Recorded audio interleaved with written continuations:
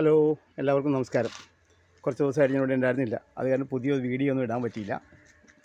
മറ്റൊന്നുമല്ലായിരുന്നു, ഞാൻ കുറച്ച് ദിവസമായിട്ട് ഒരു ട്രെയിനിങ്ങിന് വേണ്ടി പാലക്കാട് വരെ പോയേക്കായിരുന്നു.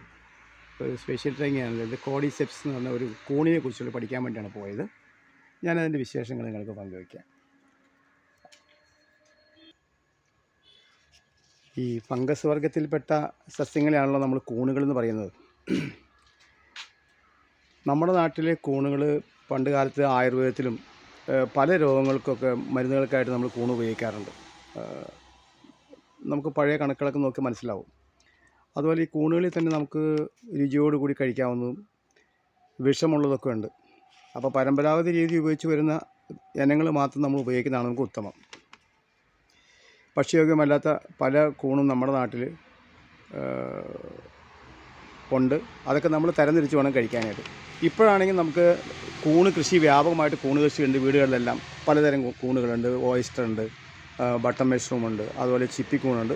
നമുക്ക് പല രീതിയിൽ നമുക്ക് വീട്ടിൽ കൂണ് കൃഷി ചെയ്യുന്ന ആളുകളൊക്കെ നിരവധി ആളുകളുണ്ട്. അപ്പോൾ കൂണുകളിൽ പലതരം ഒത്തിരി ഇനങ്ങളുണ്ട്. നമുക്കറിയാൻ പാടില്ലാത്ത പലതരം നൂറുകണക്കിന് ഇനങ്ങളുണ്ടെന്നാണ് നമ്മുടെ ആയുർവേദ പഴയ കണക്കനുസരിച്ച് പറഞ്ഞ കണക്കിന് ഇനങ്ങൾ കൂണുകളുണ്ടെന്നും അതെല്ലാം മരുന്നുകൾക്കെല്ലാം ഉപയോഗിച്ചിരുന്നൊക്കെയാണ് നമ്മുടെ പഴയ പുസ്തകങ്ങളിൽ നിന്നൊക്കെ വായിച്ച് നമുക്ക് മനസ്സിലാക്കാൻ പറ്റുന്നത്.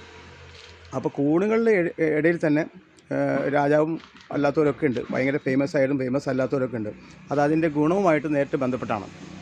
അങ്ങനെയുള്ള കൂണുകളിൽപ്പെട്ട ഒരിനമാണ് കോഡിസെപ്സ് എന്ന് പറഞ്ഞത്. കോഡിസെപ്സിൽ തന്നെ 500-ലധികം ഇനങ്ങളുണ്ടെന്നാണ് പറയുന്നത്. അതിൽ പ്രധാനമായിട്ടുള്ള 2 ടീമാണ് കോഡിസെപ്സ് സിനൻസിസും അതുപോലെ കോഡിസെപ്സ് മിലിറ്ററീസും. ഈ കോഡിസെപ്സ് സിനൻസിസ് എന്ന് പറയുന്ന സാധനം നാച്ചുറലായിട്ട് നമ്മുടെ ഭൂമിയിലുള്ള സാധനമാണ്. അതായത് നമ്മുടെ ഹിമാലയത്തിലും ടിബറ്റിലും ചൈനയിലും ഒക്കെ ഉയർന്ന സ്ഥലത്ത്, ഏതായത് 2000 അടിക്ക് മുകളിൽ ഭൂമിയിൽ തന്നെ വളരുന്ന ഒരു ഐറ്റമാണ്. അതിൻ്റെ ഔഷധ ഗുണത്തെക്കുറിച്ച് നമുക്ക് പറയാം പ്രെഡിക്റ്റ് ചെയ്യാൻ പറ്റാത്ത രീതിയിലുള്ള ഔഷധ ഗുണമുള്ള ഒരു വസ്തുവാണ്. പക്ഷേ ഈ സിനൻസിസിന് എന്താ കുഴപ്പമെന്ന് വെച്ചിട്ടുണ്ടെങ്കിൽ അത് ഭൂമിയിൽ നിന്ന് അന്യം തിന്നുകൊണ്ടിരിക്കുകയാണ്. അതായത് ഇനി ഇല്ലാതെ ആൾക്കാർ എടുത്തെടുത്ത് തീർന്നുകൊണ്ടിരിക്കുകയാണ്. കാരണം അതിന് ഉൽപ്പാദനശേഷിയില്ല. അത് രണ്ടാമത് ഉൽപ്പാദിപ്പിക്കാൻ പറ്റാത്ത ഒരു ഇനത്തിൽപ്പെട്ടാണ് സിനൻസിസ്. അപ്പോൾ ഇതിൻ്റെ ഗുണം മനസ്സിലാക്കിയിട്ട് ഗവേഷകർ കൂടുതൽ പരീക്ഷണം നടത്തി അതിന് തുല്യമായ ഗുണമുള്ള ഒരു വസ്തുവിനെ കണ്ടുപിടിച്ചു. അതാണ് ആ കോഡിസെപ്സിൻ്റെ ഫാമിലി തന്നെയുള്ളതാണ്. അതിൻ്റെ പേരാണ് കോഡിസെപ്സ് മിലിറ്ററീസ്.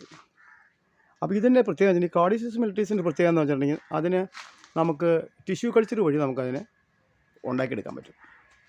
അപ്പോൾ ഈ കൃഷി പഠിക്കാനാണ്, അപ്പോൾ ഈ കോഡിസെപ്സ് മിലിറ്ററീസിൻ്റെ കൃഷി പഠിക്കാനാണ് ഞാൻ ഈ നമ്മുടെ പാലക്കാട് രഘുസാറിനെ കാണാൻ പോയത്. രഘുസാറിൻ്റെ നിർദ്ദേശപ്രകാരം ക്ലാസ് അറ്റൻഡ് ചെയ്യാൻ വേണ്ടിയിട്ടാണ് ഞാൻ പോയത്. കുറേ കാലമായിട്ട് ഞാനിതിനെക്കുറിച്ച് അന്വേഷിച്ചതിന് എനിക്ക് നല്ലൊരു സമയവും സന്ദർഭം കിട്ടിയില്ല. ഫോർച്യുനേറ്റ്ലി എനിക്കൊരു നല്ല സമയം കിട്ടി സാറിൻ്റെ അടുത്ത് പോകാനും അവിടെ 2 ദിവസത്തെ ട്രെയിനിങ് അറ്റൻഡ് ചെയ്യാനും പറ്റും. നല്ല ഒന്നാന്തരം ട്രെയിനിങ് ആയിരുന്നു.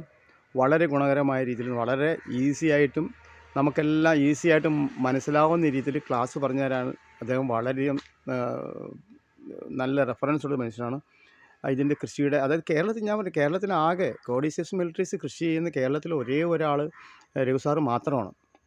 അദ്ദേഹത്തിൻ്റെ അവിടെ പോയി അത് പഠിക്കാൻ പറ്റിയതും അത് കാണാൻ പറ്റിയതും അതുമാത്രമല്ല, ഞാനത് കഴിക്കുകയും ചെയ്തു. കാരണം ഇത്രയും കോസ്റ്റ്ലി ആയിട്ട് സാധനം. സാറ് പറഞ്ഞ് ഏതാണ്ട് കോഡിസെപ്സ് മിലിറ്ററീസിൻ്റെ ഡ്രൈഡ് ആയിട്ടുള്ള 1 കിലോയ്ക്ക് ഏകദേശം 25,000 രൂപ വില വരുമെന്ന് പറഞ്ഞു ഇൻ്റർനാഷണൽ മാർക്കറ്റിൽ. അപ്പോൾ അതുപോലൊരു സാധനം നമുക്ക് കഴിക്കാൻ പറ്റുക, അത് കാണാൻ പറ്റുക എന്നൊക്കെ പറഞ്ഞാൽ വലിയൊരു കാര്യം തന്നെയല്ലേ. എന്തായാലും എനിക്ക് ആ അനുഭവം ഉണ്ടായി. ഞാൻ ആ അനുഭവങ്ങൾ വളരെ രസകരമായിട്ട് 2 ദിവസം ഞാൻ ആ ക്ലാസ് രാവിലെ മുതൽ വൈകുന്നേരം 5 മണി വരെയുള്ള 2 ദിവസത്തെ ക്ലാസ് വളരെ രസകരമായിരുന്നു. എന്നെ കൂടാതെ 2-3 ട്രെയിനീസോട് കൂടി വേറെ ഉണ്ടായിരുന്നു. ഞങ്ങൾ ഈ 2 ദിവസം വളരെ ആസ്വദിച്ചുള്ള ക്ലാസ്സുകളായിരുന്നു. അപ്പോൾ എനിക്ക് ഭയങ്കര ആഗ്രഹമാണത് എങ്ങനെയെങ്കിലും ഒന്ന് ചെയ്യണമെന്നുണ്ട്. അപ്പോൾ എനിക്കിത് കൊമേഴ്സ്യലായിട്ടൊന്നും ചെയ്യാൻ എനിക്ക് താല്പര്യമില്ല. പക്ഷേ എൻ്റെ പേഴ്സണൽ ആവശ്യങ്ങൾ കുറച്ച് റിസ്ക് എടുത്തിട്ടാണെങ്കിലും അതിനുള്ള പിന്നെ വേറെ കാര്യമുണ്ട്.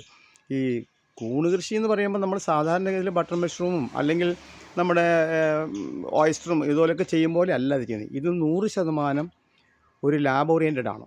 അതായത് നമ്മളൊരു ഇൻറ്റൻസീവ് കെയർ ICUവിൽ കിടക്കുന്ന രോഗിയെ പരിപാലിക്കുന്നത് പോലെ പരിപാലിച്ച് വളർത്തിയെടുക്കേണ്ട ഒരു കൂണാണ് കോഡിസെപ്സ് മിലിറ്ററീസ്.